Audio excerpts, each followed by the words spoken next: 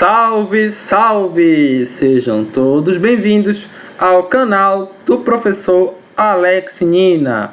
Hoje nós vamos falar de teoria do negócio, hipóteses, testes e medidas preventivas. Então, teoria do negócio é o conjunto de hipóteses de como funciona o mercado no qual a empresa atua e quais seriam as melhores estratégias para conquistar este mercado. Nós já vimos essa definição em aula anterior, estou retomando ela aqui. Estou também retomando que a teoria do negócio não deve ser entendida como uma teoria científica. Acho que a teoria científica ela é mais rígida. E também que qualquer teoria sobre o negócio pode ficar obsoleta. Nós vimos o exemplo da GM e da IBM nas aulas anteriores.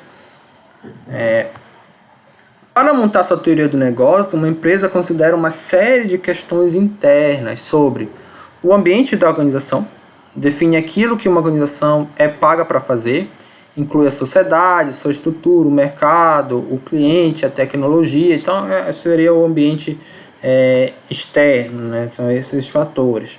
A missão define aquilo que a organização considera como resultados significativos, mostra como ela está fazendo a diferença na economia e na sociedade geral. Então, a missão, a razão de ser de uma empresa. E as competências definem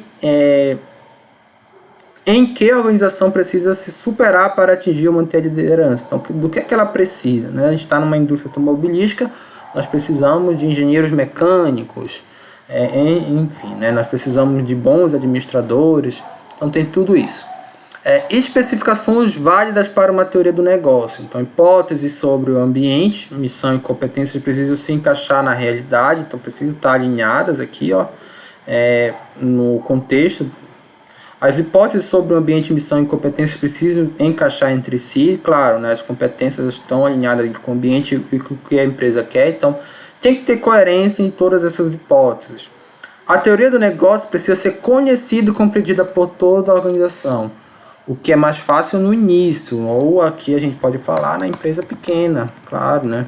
Uma empresa pequena, são poucas pessoas, é fácil você dividir a teoria do negócio. Pense numa startup, né? Eram, 4 amigos formaram uma startup, ali cada um sabia do que se tratava a teoria do negócio. Agora, numa grande empresa que você tem aí milhares de funcionários, é muito difícil. O pessoal que está lá na base saber qual é a teoria do negócio da empresa. E por que é importante que todos saibam? Porque quando as pessoas sabem os motivos que levam uma empresa, por exemplo, a fazer um planejamento estratégico, elas são mais motivadas. É por isso que a startup geralmente consegue manter um alto nível de crescimento, porque as pessoas estão ali motivadas, elas entendem daquele negócio. Agora, quando os funcionários eles estão só fazendo por fazer, não tem ali, não faz muito sentido aquilo, além do salário no fim do mês, não tem toda aquela motivação. E aí você acaba prejudicando a própria produtividade da empresa. A teoria do negócio precisa ser constantemente testada, a organização deve ter a capacidade de mudá-la. Então, por isso que a gente falou nas aulas anteriores e demos exemplos de teorias que se tornaram obsoletas. Portanto, tanto a GM como a IBM poderiam sim mudar sua teoria do negócio, percebendo que o negócio que serviu lá no caso da IBM no início do século XX e da GM também, né, na primeira metade do século XX, já não estava adequado para o final do século XX e início do século XXI. Então, a empresa sempre tem que estar testando a sua teoria do negócio para ver se ela realmente continua válida. Se não continuar válida, vamos mudar. Algumas teorias de negócio são tão poderosas que duram muito tempo. Porém, como são artefatos humanos, não duram para sempre. Lembro lá acho que é da terceira aula, que nós falamos que uma teoria vem de um modelo, que é uma representação de uma realidade complexa. O modelo ele é simplificado, ele representa uma realidade mais complexa. Como a realidade complexa ela é dinâmica também, ou seja, ela muda, o modelo fica defasado. O modelo é algo pensado pelo homem, a realidade não. E aí,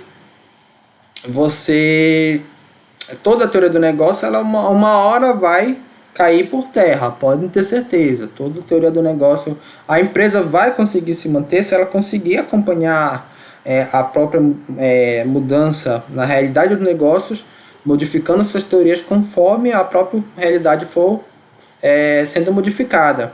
A primeira reação de uma organização cuja teoria está se tornando obsoleta é quase sempre defensiva. Se enterra a cabeça na areia e se finge que nada está correndo. Então, olha, como um avestruz, né? Você está vendo lá tudo ruir e você não faz nada, às vezes até porque você tem um apego a certa teoria do negócio. Foi o que aconteceu com a GM. A segunda reação é tentar remendar. A GM tentou remendar, aqui quase nunca dá certo, tá?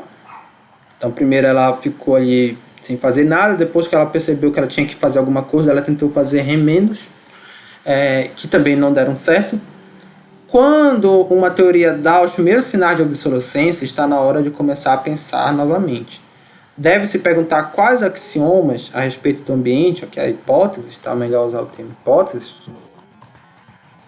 da missão e das competências básicas refletem com maior precisão a realidade. Então você vai refazer aqui tudo que você postulou bem aqui, a respeito desses 3 fatores aqui, porque já não estão mais coerentes entre si com a realidade. Quais são os cuidados preventivos que se deve ter? Abandono. A cada 3 anos, uma organização deve questionar cada produto, serviço, política, canal de distribuição com perguntas. Detalhe, se for uma empresa de um setor muito dinâmico, como o setor de tecnologia, isso deve ser feito num período de tempo menor, né? Talvez até a cada 6 meses, enfim. Se já não estivéssemos nisso, nós estaríamos agora, por exemplo, você está no setor automobilístico. Imagina que você está fora dele, se vale a pena você entrar nele agora.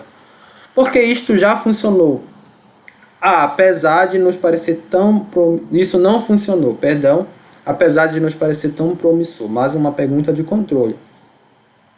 Por que cometemos algum erro? É porque cometemos algum erro? É porque fizemos coisas erradas? Ou é porque as coisas certas não funcionaram? Então, fizemos a coisa certa, mas não fizemos bem, né? Estudar o que está fora, o chamado gerenciamento do que anda por aí. Os primeiros sinais de mudanças fundamentais raramente aparecem dentro da organização ou entre o seu cliente. Quase sempre surgem entre os não clientes ou entre outras organizações, né? Então, se você ficar fechado só no seu mercado, você pode estar perdendo ali tendências sociais que uma hora ou outra vão atingir o seu mercado. Então, você tinha lá a tecnologia, e você era uma empresa do setor ali educacional que não estava pensando nisso, e de repente vem uma pandemia como do coronavírus e tudo fica muito acelerado.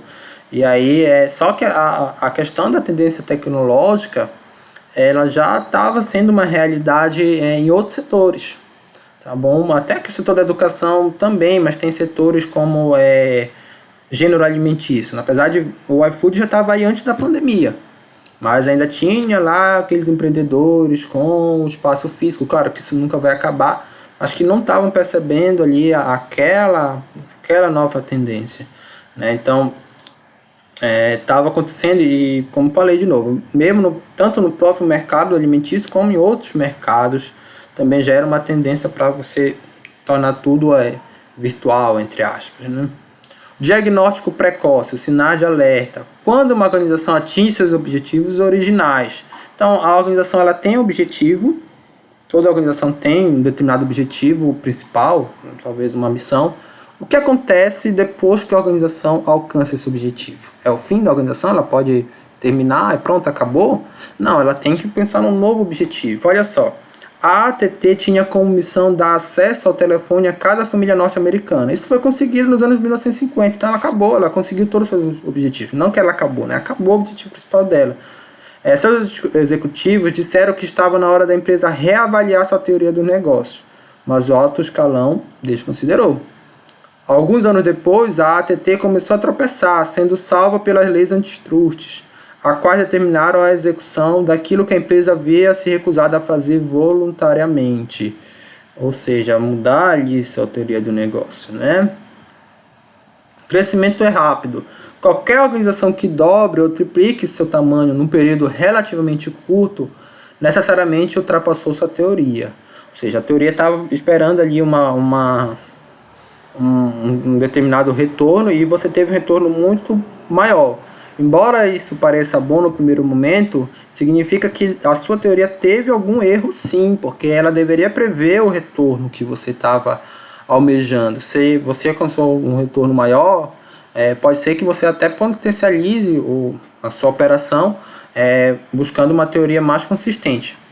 No Vale do Silício, se aprendeu que reuniões para tomar uma cerveja não são mais adequadas quando a empresa cresceu tanto que seus funcionários precisam usar crachá. Também tem esse sentido, né? A empresa cresce e aí você tem poucos funcionários, nem todo mundo entende da teoria dos negócios, né? Então não é mais uma startup que se reúne 4 amigos no bar e discute a empresa. Você tem ali já centenas de pessoas, por exemplo. E como é que você vai se reunir no bar e todo mundo vai entender o negócio? Você precisa de novos mecanismos. Sucesso ou fracasso inesperável da própria empresa ou de um dos seus concorrentes. Quando as empresas japonesas estavam encurralando as 3 grandes de Detroit, que são as empresas GM, Ford e Chrysler, a GM é a Ford mais conhecida, mas a Chrysler ela é menos conhecida, mas ela, que é menor, registrou um sucesso totalmente imprevisto. Suas vendas de Jeep e minivans estavam subindo rapidamente, porque eram modelos mais customizados. Então, já dava aqui a ideia de que o mercado automobilístico ia migrar para essa customização. Se a GM tivesse olhado para a sua concorrente interna mais fraca, iria perceber que minivans e caminhões leves não sofrem impacto porque não estão no mercado de classe de renda e eram pouco influenciados pelo preço de revenda. Então, essa aqui que a GM poderia ter percebido, né? Aquela segmentação de renda que nós falamos em aula anterior, que funcionou durante um momento, mas depois não funcionou mais. Tá bom? Aqui é a principal referência dessa aula, Tashizawa, Cruz Júnior e Rocha. Então, pessoal, até a próxima!